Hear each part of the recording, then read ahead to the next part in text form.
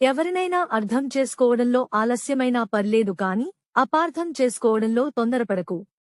ఎందుకంటే వారికి జీవితంలో ఉన్న ఒకే ఒక సంతోషానివి నీవే కావచ్చు. నా జీవితంలో దారి ఎలా ఉన్నా దాటగలనన్న ధైర్యం నాది. పరిస్థితులు ఎలా ఉన్నా పడిపోవద్దు అన్న పట్టుదల నాది. ఈ రోజు నాది కాకపోయినా రేపు నాదే అన్న నమ్మకం నాది. నా నమ్మకం ఎప్పుడూ నన్ను మోసం చేయదు. ఎందుకంటే నా నమ్మకమే నాకు బలం. చదువుకున్న ప్రతివారు సంస్కారులు కారు. చదువులేని ప్రతివారు సంస్కారం లేనివారు కారు. పేద ధనిక భేదం లేకుండా అందరినీ గౌరవించగలిగేవారే మంచి సంస్కారవంతులు. మౌనం మనస్సును శుద్ధి చేస్తుంది. స్నానం దేహాన్ని శుద్ధి చేస్తుంది. ధ్యానం బుద్ధిని శుద్ధి చేస్తుంది. ప్రార్థన ఆత్మను శుద్ధి చేస్తుంది. దానం సంపాదనను శుద్ధి చేస్తుంది. ఉపవాసం ఆరోగ్యాన్ని శుద్ధి చేస్తుంది. క్షమాపణ సంబంధాలను శుద్ధి చేస్తుంది. జీవితంలో ఎదురు దెబ్బలు తగలడం మన మంచికే.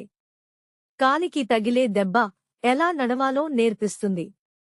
మనసుకు తగిలే దెబ్బ ఎదుటివారితో ఎలా ఉండాలో నేర్పిస్తుంది.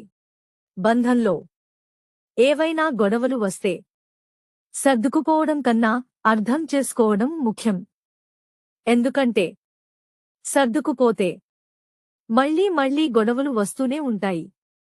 అదే అర్థం చేసుకుంటే ఆ బంధంలో గొడవలే రావు. వయస్సులో ఉన్నప్పుడు సంపద నిలబెట్టుకోలేకపోతే వయసు దాటాక బ్రతకడానికి చాలా కష్టపడాల్సి వస్తుంది.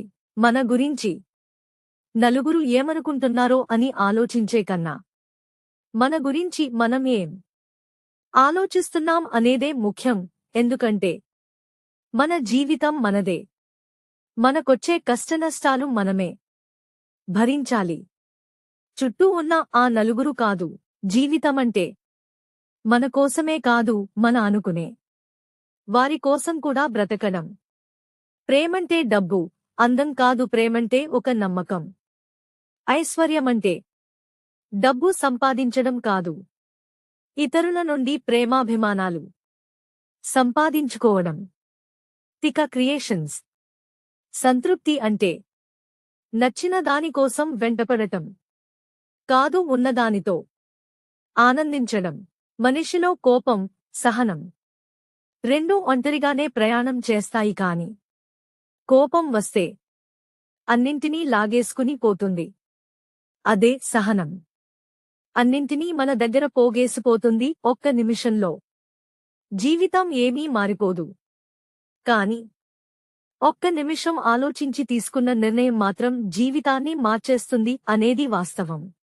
ఇతరులతో పోల్చుకోవడం, ఇతరుల నుంచి ఆశించడం, ఈ రెండు వదిలేస్తే జీవితంలో సగం సమస్యలు పోతాయి. ప్రతి చినుకు ముత్యం కాకపోవచ్చు. ప్రతి అడుగు గమ్యం చేరకపోవచ్చు. ప్రతి మనిషి మనసుకి దగ్గర కాకపోవచ్చు. కాని మనసుకు తాకిన ప్రతి పరిచయం స్నేహముగా మారుతుంది. విర్రవీగే వాడిని విర్రవీగనివ్వు. హేళన చేసే వాడిని చేయనివ్వు. నీ ధర్మం నువ్వు నిర్వర్తించు. సమయం రావాలేగాని కర్మ ఎవ్వరినీ వదిలిపెట్టదు. మనిషి యొక్క అసలు నైజం ఆశపడినది చేతికి అందగానే వేరొక దాన్ని ఆశపడటం, దానికోసం పరుగులు తీయటం. ఒకవేళ అది దక్కకపోతే ప్రపంచంలో బాధలు అన్నీ తనకే వచ్చినట్లు ప్రవర్తించడం. కాని మనిషికి తెలియని విషయం ఏమిటంటే ఎంత పరుగెత్తినా రాతరాసిన ఆ బ్రహ్మ కూడా తన తలరాతని మార్చలేడని. కోపంతో ఎవ్వరినీ గెలవలెం, కాని ప్రేమతో ప్రపంచాన్నే గెలవచ్చు. ఒకరిని తొక్కి ఎదగడం గొప్ప కాదు. ఏ తప్పు చేయని వారిని బాధపెట్టి సంతోషించటం గొప్ప కాదు. ఒకరి పతనం నువ్వు చూడాలనుకుంటే నీ పతనంపై వాడు చూస్తాడు. ఒకరిని అనవసరంగా బాధ పెడితే అదే బాధ అంతకు రెట్టింపు నువ్వు ముందు ముందు అనుభవిస్తావ్.